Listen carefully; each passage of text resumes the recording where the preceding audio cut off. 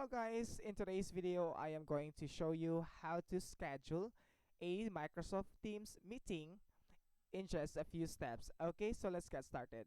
So what we're going to do is um okay, so I already have logged in my account in Microsoft Teams, and if you guys wanted to schedule or set a schedule for your team to have a meeting in a next day or on a Friday, so you just go here in the left side and go to the calendar.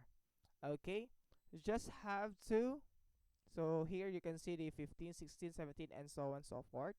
So at the top right here, upper, okay, so you can see here the three options. You just have to click this new meeting. Okay, click that one, or you can also select a date and also a time, let's say 4 p.m. on Tuesday.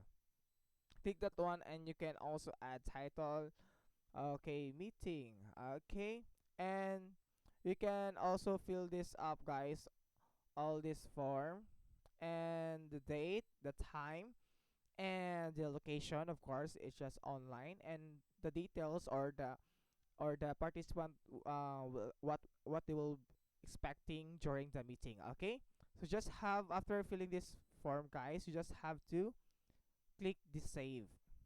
Okay,